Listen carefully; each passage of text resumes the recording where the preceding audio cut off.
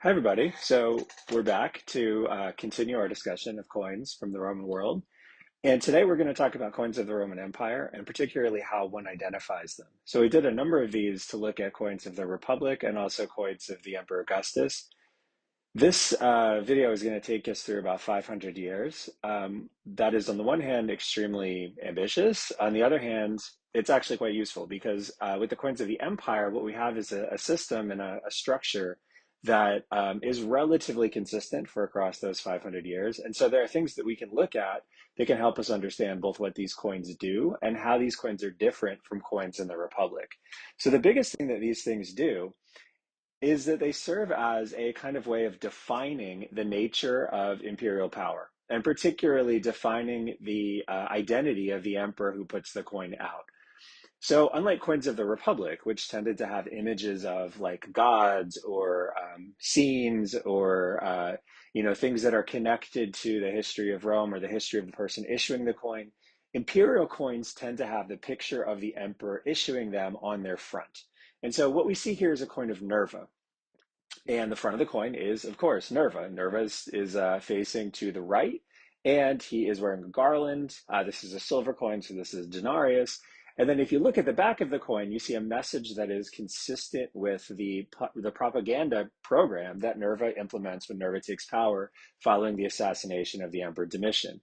And so there's a lot of information on this coin that we're able to take apart, both because of the images, Nerva on one hand, and then Libertas Publica. You see an image of Lady Liberty, and she's holding a pileus, which is the hat that people get when they are freed as slaves.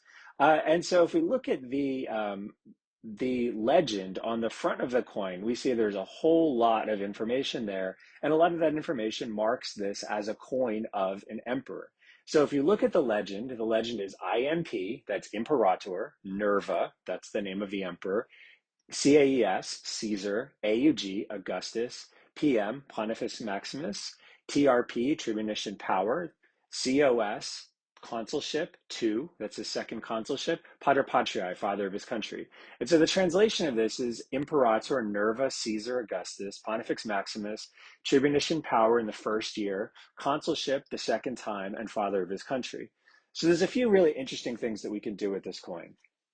First of all, obviously, the legend of this coin has a number of things that mark this as the coin of an emperor. The first is IMP, that is imperator. That's quite literally the Latin word that becomes the word emperor for us. CAES, so Caesar, that's a title that is associated with emperors.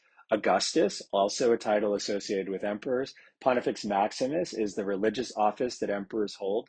So just about everything in this particular coin marks this as an imperial coin. Another key aspect of this is TRP, the tribunician power. So this is the way that Augustus defines his power as emperor. And so when you see TRP on a coin, what you have is somebody who is exercising imperial power. So again, there are 4 markers on this coin that immediately should tip you off that this is a coin of an emperor, in addition to, of course, the portrait of the emperor. But there's also something else that's really cool that we can do here. The coin has a date. It's a date that isn't totally apparent to us, but it's a date once you dig into it that you can understand this coin can actually be very precisely dated. So tribunician power is the thing that emperors receive immediately upon taking power and being recognized as emperor by the Senate.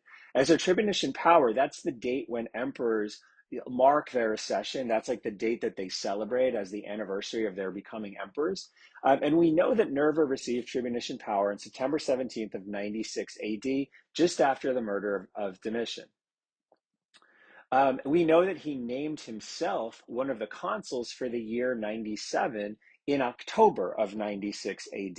And at that point, his coins marked him as COS2, so consul 2, COSDES, consul designate 3. And so because our coin says TRP and it says COS2, we know it has to be in that space between when Nerva took power on September 17th of 96 and when Nerva identified himself as consul for the next year at some point in October. And so this coin can be very precisely dated to about 4 weeks. The period between Nerva taking power in September in mid-September of 96, and the moment when he released his list that would mark him as consul for the year 97. And so this must be issued somewhere between September 17th and maybe like October 20th of 96. And so there's a lot of information that's locked into just this particular identification and these like little like markings on the legend. So that's one thing that we can do with imperial coins that it is really hard to do with Republican coins. Another thing that we can do is we can see these coins as part of a very deliberate and very real system of propaganda. And so coins as propaganda, number one, we can look at Hadrian's travel series. And we'll get back to this a little bit further on. But we can see here 3 coins that are part of a system or a situation where Hadrian is advertising the travels that he takes through the empire. So the Emperor Hadrian is really quite famous for being a peripatetic emperor who visited as many provinces as he could possibly visit, and it's in great contrast to his successor who never left the city of Rome. So what Hadrian is really trying to do is to show that these visits that he's taking across the Roman world have some sort of purpose. And so the travel series work as a kind of narration of this story of Hadrian visiting. And so if we look at these, what we can see is that these coins actually kind of belong together because they tell a similar story. So the image of the coin obviously marks it as imperial, right? It is a person. In the top coin, the Adventus coin, he's wearing like a toga. The other ones, it's just his like bust. But you can see that he's wearing a laurel wreath. And the legend here is much shorter than what you saw in those Nerva coins. It's just Hadrianus, AUG, COS 123, PP. And so this is Hadrian Augustus, third consulship, father of his country. But again, we know this is an imperial coin, both because you have the image of Hadrian and also because you have that AUG, which is Augustus, which is a marker that indicates you must have an emperor here. On the back of that top coin, what you see is an image of Hadrian being welcomed, and it says Adventus Aug. So Adventus Aug means Hadrian is coming and being, entering into that particular place, that province or that city. Adventus means going into, Aug is Augustus. And so again, it's an imperial coin. The emperor's on that coin, and so therefore you have the emperor indicated and being represented on the coin. The second coin then shows Hadrian interacting with that province itself. So the legend is the same: Hadrianus, AUG, COS 123, PP, Hadrian Augustus, third consulship, father of his country. On the reverse of that coin, you have Africa. It just says Africa, right? That's the province. And then you have an image that is typical of Africa. You see a woman reclining with a sort of elephant trunk, and she's carrying a cornucopia because the province of Africa was a source of a lot of the grain in the city of Rome. And so this is an advertisement of Hadrian's visit to the province of Africa.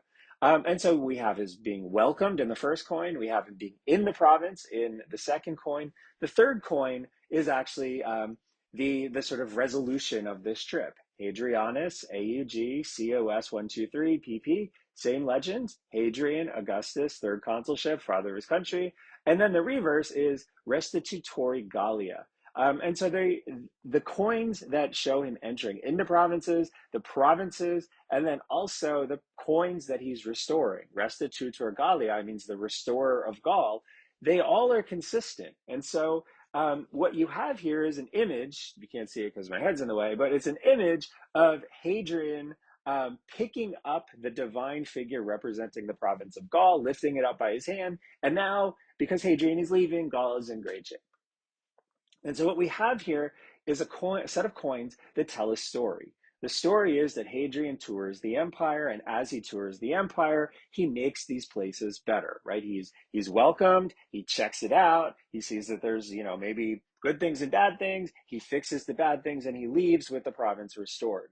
And we know this is a key part of Hadrian's propaganda because after Hadrian died, a temple was built to honor him, and in it are representations of all of the provinces of the Roman world. So you can still see some of these. If you go to the Capitoline Museum, you can see a couple of representations of those provinces. If you go to the Palazzo Massimo, right by the train station in Rome, you can also see other representations of those provinces. And we know they come from the Temple of Hadrian, which right now is the stock exchange in the city of Rome. So all of this stuff is very easy to see. It's also very clear that these coins form a kind of mechanism where Hadrian is able to explain what it is that he's doing and why. Okay, so these coins, these restorer coins, also could be used in a much more limited fashion. And so this is a coin of Septimius Severus. Septimius Severus is the first African emperor, and so he takes power. Takes power in 193. There's a bit of drama concerning his position. He has to fight a number of civil wars to retain power. But one of the things that Septimius Severus faces is a city that has been really devastated by fire. There was a fire late in the reign of Commodus, and large parts of the Roman Forum and the central parts of the city of Rome were destroyed in that fire. And so if you go and you travel around in the Forum, and I will later have a video so you can see kind of what you might see when you travel around in the Forum, you'll see that there are a bunch of temples and other structures that were rebuilt by Septimius Severus. And when that project is finished, Septimius Severus issues coins calling himself the Restitutor Urbi, the restorer of the city. So let's look at this coin. So first of all, we have the face of a person with a laurel crown. So we know it's an imperial coin, but also you look at the legend, Severus Pius AUG, right? AUG is a giveaway. You have here an imperial coin. So everything about this coin is suggesting to you, yeah, okay, we have an imperial coin. So what is the message that this emperor is trying to send? Well, the message he's trying to send is, is a personification of Rome, Roma, the goddess, and the city. And around it is a marker that says that he's the restorer of the city of Rome. And so the Restitutor Urbi is the clear, indicator that we're talking about someone who restored the city of Rome. And there's an image of Rome to show what it is that he's restored. And so what you can see here again is part of something that is part of a larger program. So like Hadrian traveling to all of his different provinces and advertising the way that he's making those provinces better and improving the conditions that he found, Septimius Severus is telling you that the construction project that he undertook in Rome is a successful one designed to fix the city that had been devastated by this fire before he took power. Now, as you get into the later part of the 3rd century, there are all kinds of restorer coins that are issued. So these are just coins issued in like 20 years, between 264 and 283 AD, showing all kinds of different kinds of restorations. So upper left, you have a coin, the Restitutor Gallii, that's issued by the Emperor Postumus in 264. And this, shows a similar scene to what you would have seen with Hadrian, if my head wasn't in the way, where you have the emperor raising up the province of Gaul. We then have, about 10 years later, we have the Emperor Aurelian, who is the emperor who restores centralized Roman authority over a lot of the empire that had been threatened by secessions and crises in the 3rd century. And you see him being crowned as the Restitutor Urbis, the restorer of the world. Another one has him as the Restitutor Exercitus, the restorer of the army. So both of those are again connected to Aurelian, bringing the Roman world back together. And then we have a couple of these from the Emperor Probus and the Emperor Carus that both sort of copy Aurelian's restorer of the world. So those are the two on the bottom. Without looking at the front, you can't really tell which is which, right? They are the same iconography. It is again Victory putting a wreath on top of the emperor and the same legend, restorer of the world. And so this becomes kind of a trope, right? This idea of restorer on the coins. But it is something that you first really see emphasized so strongly in the coins of Septimius Severus, and even earlier, the coins of Hadrian. So what are some other things that we can... Okay, so the next thing that we should look at are coins that have religious iconography and communicate a religious image. And this is something that is also quite common in Roman coins, but it's particularly interesting in moments where the emperors are, I guess we could say, a little bit like challenged in their positions. So the coin that we have on the left, coin number 1, is a coin of Elagabalus. It's issued around 220 AD. And immediately we can see that this is an imperial coin, right? It says Antoninus Pius Fel Aug. And the coin is not in super great condition, and it was minted where the strike wasn't exactly very good. The die was worn out on the front, but you can still see the AUG. So we know here we have a coin of an emperor. The name is interesting, Antoninus Pius fel Og. Well, there is an emperor, Antoninus Pius, but he reigned in the 140s, and that's not this emperor. This emperor is called Elagabalus, not because of the name you see on the front, but actually because of the scene that you see on the back. So on the back, you have a legend that says Sancto Deo Soli Elegabile, and that means to the holy sun god Elagabal. And that's where Elagabalus gets his name, because Elagabalus, before he was emperor, was the high priest of the sun god Elagabal, a god that's based in the city of Emesa, what's now the modern Syrian city of Homs. And what you see on the back is a really interesting and important scene. So around that legend is around an image of four horses pulling a chariot. We can recognize that. That's really common on Roman coins. It's really common on Roman coins going all the way back to the creation of the denarius, like 400 years before Elagabalus.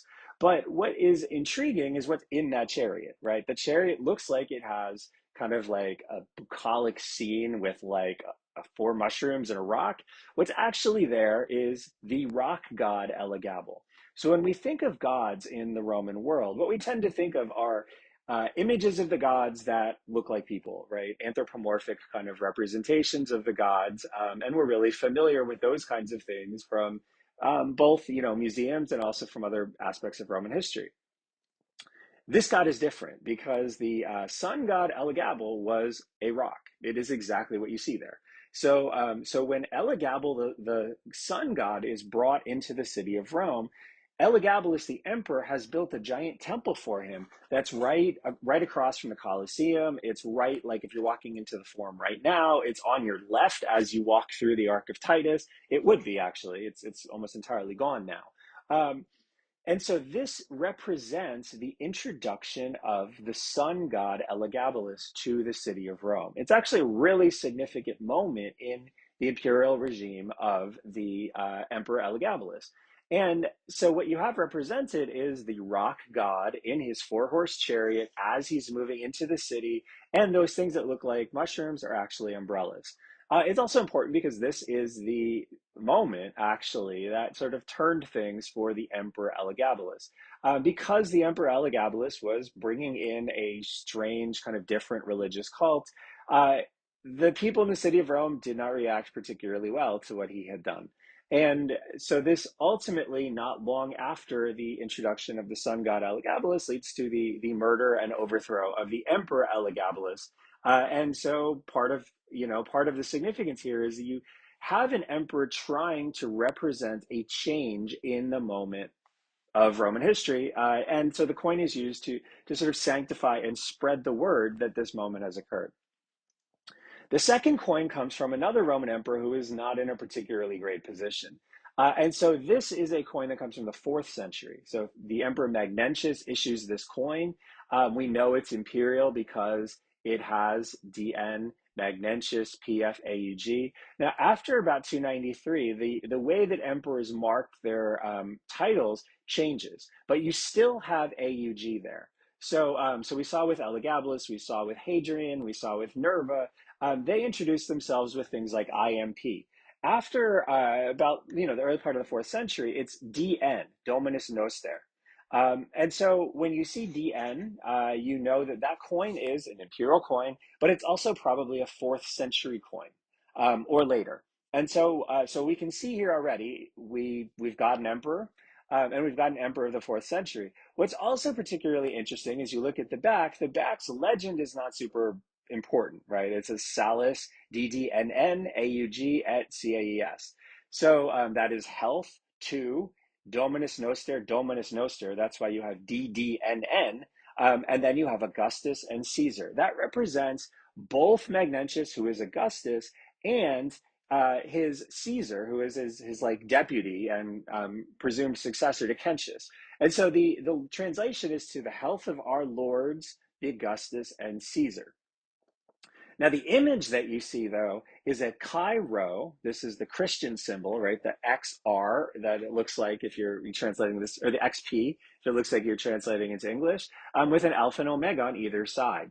That is, of course, a Christian symbol. And what Magnentius is doing is he is advertising his Christianity. And that's important because if you read the histories about Magnentius, Magnentius is in the middle of a civil war, and a lot of the people talking about Magnentius during that civil war are saying that he is not a Christian. They're saying that he's a pagan, that he's doing pagan things, and that he is overthrowing a Christian emperor so he could restore paganism. And so when Magnentius issues a coin with a chi rho on it, the first two letters of Christos, he's making a clear statement, no, I'm not a pagan. You cannot think of me as a pagan. And he's doing it in a kind of defensive posture to show that the rumors about him are completely untrue. Okay, so this is kind of what we can do with some of these coins in the abstract. Let's do some things specifically. So let's identify a few coins and talk about why they might be interesting to consider. So what we have here first, we'll start with this coin. The first step that we have is this a Republican or an imperial coin? So the first step for that is to look at the portrait. We see the portrait is a person. So you look at the portrait and the legend. The legend is Hadrianus, AUG, COS 123 PP. So you've already seen an example of this, right? We know this is an imperial coin. We also know, of course, this comes from Hadrian's travel series, but we can see the portrait on the front is a person, not a god, and the legend has Hadrianus Og, and so this is an imperial coin. So for imperial coins, the challenge is there are 10 volumes of imperial coins. These are the Roman imperial coinage volumes 1 through 10, going from Augustus all the way through the end of the Western Empire in 476 and the reign of the Emperor Zeno in the East that ends in 491. So which catalog are we looking for? Well, Hadrianus is Hadrian. And so we would know this. I mean, we know this because we already saw this, but we know this also because Hadrianus sort of should resonate for you. And there is only one Emperor Hadrianus. And so we make it should be very clear. But of course, you can also look this up online. It's very easy to track that down. Once you see that, you see, okay, well, Hadrian's coins are an RIC2. So that's the volume I need. It's Roman Imperial Coinage, Volume 2. And it's helpfully labeled the coins of Vespasian to Hadrian, right? So it's very easy. So step 3, okay, check the reverse, because obviously we already saw there's a lot of coins of Hadrian that are Hadrianus Og COS 3 PP. And so then you need to look at the reverse. The reverse reads Alexandria, and it has a portrait of a woman holding a snake and a rattle. And so there are a couple of ways that you can go about finding your coin. One is you can go to the index for the reverse and you look and look and look, and then at the bottom you see Alexandria and it says, oh, okay, 374. And we know it's a silver coin. And so with the volume, with the first batch of RIC volumes, they separate the silver and the bronze coins into separate listings. So when you look at that Alexandria list, you see Alexandria 374, that's on page 374. And then SC, if it is a bronze coin, it's going to have an SC on it. And that would be on a separate page. And so the index says that's on page 446. So we go to page 374 and we find our Hadrianus coin. The other thing is you can just sort of thumb through the list of coins of Hadrian until you see your reverse, Alexandria. And so our coin is RIC2 Hadrian, and it is number 300. And you can look and see that it is on the AR column, a D, that's a denarius, and that matches exactly. It's Alexandria holding a sistrum and a snake in a basket. So that's our coin. So what can we do with this? Well, one thing we could do with this is say, well, this is part of Hadrian's travel series. But what's interesting about this is Alexandria is the only coin in that series that refers to a city. Everything else is either a province or a river, and the only river that really stands out is the Nile. And so this reflects a particular affection that the Emperor Hadrian has for Egypt. And if you know anything about Hadrian, you've been to Hadrian's villa at Tivoli, you know, of course, there's a great affection that Hadrian has for Egypt, and particularly an affection for the city of Alexandria, which is the capital of Egypt. And so what can we do with this coin? We can see this coin is part of the travel series, but it's a particularly important part of that travel series because it's unique among the things represented in that travel series. Okay, so coin number 2. So this is a coin. It's actually quite large. It's a bronze coin. So the first step is like, what is this? Is this a Republican coin or is this an imperial coin? Well, look at the portrait. The portrait is a person. The person is wearing a crown. The person is wearing a cuirass that's draped. So we have here, quite obviously, an emperor. So he's dressed. It's a person dressed in military garb, and the legend DNFLCL IULIANUS So AUG, we have an emperor, and the DN should clue us into the fact that we're actually looking at the 4th century or later, because DN becomes part of that marker. And so what we have is an emperor, and it's from probably the 4th century. And so we have, an imperial coin because the title matches that and the image matches that. So what catalog are we looking at?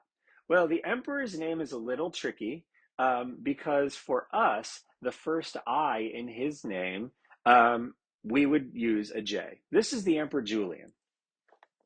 And Julian reigns from 361 to 363. The interesting thing, though, that makes this a little bit tricky is you have DN, but then you have FL and CL, like Flavius Claudius, which is, part of his official nomenclature, but it can trip you up if you aren't totally familiar with his nomenclature. If it's not familiar to you how that emperor described himself. So if you don't recognize his name, you should look at the reverse. And what you see on the reverse is something that, again, will tip you off to the fact that this is a 4th century coin. Because what you see on the reverse are like 2 palm fronds and then the letters A, N, T, and delta. And so this is one of the mint marks for the city of Antioch. But the Roman mints are only doing this really in the 4th century and afterwards. And so what we have here is a coin that is pretty clearly in the 4th century. And so you will then look at the volumes from, say, 293 to 400. And the dating may help you realize that this is Julian. If not, you can then look at the different volumes and see, well, what is something that represents, that has a sort of description under the Antioch mint? Because in RIC 6, 7, 8, 9, and then 10, the coins are differentiated not by emperor, but by mint. And so then the thing that you would do is you would use the reverse to narrow the catalog down. And so you can then, once you've done that, you consult the catalog to find your coin. And to do that, you identify the reverse legend, Securitas Re Pub. And so it reads Securitas Rape. And then you check the index and you see that the correct listing is RIC 8. And so that is our listing for Julian. If you'd recognize Julian, you'd already be in RIC 8. You'd be in the Antioch page. And then you go to the Antioch mint listing and you find this. And so when you go into the listing for an individual mint in one of these later RIC volumes, what you'll see are a list of potential legends on the obverse. And so these are the legends that are used for Julian in the Antioch mint. And you see the second one there is our legend.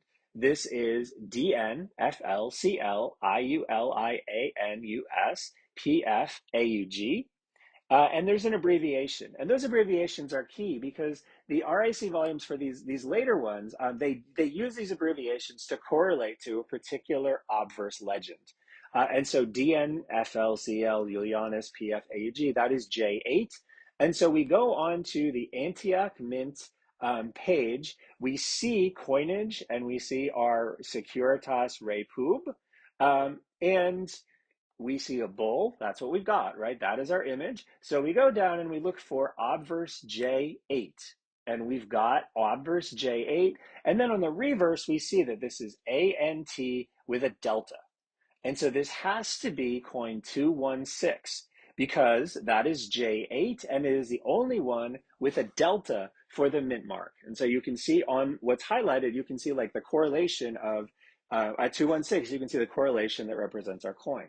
So these are a little more tricky to track down than the coin that we identified with Hadrian. But this coin is actually really worth tracking down because this coin is issued by Rome's last pagan emperor, and the coin doesn't feature any Christian symbolism. So remember that Magnentius coin that we looked at earlier, that's issued like 10 years before the Julian coin. that has a chi rho. Other coins have like standards or other images that represent Christian iconography. This coin has none of that. And so it's a very clear break from the recent past. It's also clear that the Securitas Rei Pub, Securitas, or the security of the Republic, is somehow connected to the Christian imagery of the bull. Now, what's tricky is we don't exactly know what the Emperor Julian is trying to do with that bull. We know it's got to be some kind of pagan iconography. We know it's somehow connected to Julian asserting that he is better protecting the empire than anybody else. We don't exactly know what it represents. So one theory is that this is somehow connected to the cult of Mithras, where the slaying of a bull plays a really important role. And we also know Julian was particularly interested in the cult of Mithras. That's possible, but we just don't really know for sure. But this coin is intriguing because it raises a question that we can only partially answer. But it's a very, very important question for us to understand, because this represents a very deliberate point where the emperor is breaking with the religious past and he's trying to tell you what it means. And struggle as we might, we can't quite figure it out. Okay, so the last coin that I want to look at is the latest of the coins we've considered. And so this looks very different. It's also quite big. So the first thing is, what kind of coin is this? So we look at the portraiture, and this image is very stylized. It's not realistic. It's not supposed to be realistic. And what we've got here is a coin that is quite late. It is not like that coin of Hadrian, where you could imagine somebody on the street looking like that coin of Hadrian. If you saw somebody like this on the street, you think you walked into like a really badly drawn cartoon. This is not what you expect a person to look like. But then if we look at this, we know for sure this is an imperial coin because it says DN. And then you have IUSTIAN, or IUSTINIANUSPPAUG, right? So DN, Dominus Nos there. So we are in that like post 4th century moment. Our name, though, for this emperor is Justinianus. So that is the Emperor Justinian. PP, we know what that is. AUG, Augustus, we know what that is. But what really sort of indicates to you where you are chronologically with this coin is the reverse, because it has a giant M on it, and that's a value marker. This comes after the reform of the coinage of the Emperor Anastasius in 493, where value markers are now put on the coins. And so we know that this is definitely issued after 493, and this is a Byzantine coin. So now we have to go to a different kind of catalog. We go to the Byzantine catalog. The catalog that I use is the Seer catalog, mainly because it is somewhat comprehensive, and it is all Byzantine coins in one volume. And so you may recognize the emperor's name as Justinian, and it probably, if you see that, you know exactly where to go. If not, it gets a little tricky because the Seer volume doesn't have a great index, and so you probably will have to actually start thumbing through the pages to find an imperial title that corresponds to the one you've got. One other giveaway, though, is that there is Anno and then the number 14, XIIII, right? So that's the 14th year of someone's reign. And so you could easily exclude all of the emperors that don't reign 14 years because obviously they don't have a coin if they don't have a coin that says year 14 if they didn't reign for 14 years. But once you find Justinian, the Seer volume is very easy to use. Once you find Justinian, what you then need to do is to look for the mint. And coins of the 6th century and Byzantine coins of the early Byzantine period have a mint mark just like those coins from the 4th century. This one is NIK, that's Nicomedia. And so you look at that, you then can date the coin by that Anno 14th year. So you know this is a coin from Nicomedia issued in the 14th year of the Emperor Justinian, which means it was issued between 540 and 541. You go to the Seer volume and there's your coin. It's Seer number 201. And so we see DN, IUSTIN, US, PP, AUG, that's our coin. On the reverse, we have an M between anno and numerals. Again, that's our coin. And so you can see on page 67, you can see this highlighted. And so that has, it's Seer number 201 with the year 14. And then it has an alpha under the giant M. And so that indicates that it is from that particular part of the mint. So what can we do with this coin? Now, this coin is actually super interesting because of its date. Because it is so precisely dated, we know that this was probably issued Well, this was exactly issued between 540 and 541. 541 is the year that the bubonic plague first hits the Roman Empire. And we know that Justinian responds to the economic upheaval caused by the bubonic plague by issuing new coins. And this coin is an example of that. And so what we have here is a moment in history that is kind of preserved by a wonderfully impressive and very large Roman imperial coin that we can, of course, find in the Byzantine catalog. So I hope that this is helpful in how you're looking at these Roman imperial coins. I hope it shows you how you can identify those coins and also what you can do once you identify them, because these coins are, in a way, like a window into a historical moment where emperors are trying to do something and communicate something with their subjects. And so when the coins appear, they're communicating a message. And that message is very important for us as historians to try to discern, even if we can't quite get it. You know, the Julian coin, we can't quite get it, but we can get close enough that we can see that there is a program and a message going on here. And so it definitely is, it's fun, I think, to identify these things, but it's also incredibly useful to try to contextualize the coin once you identify it. Thank you.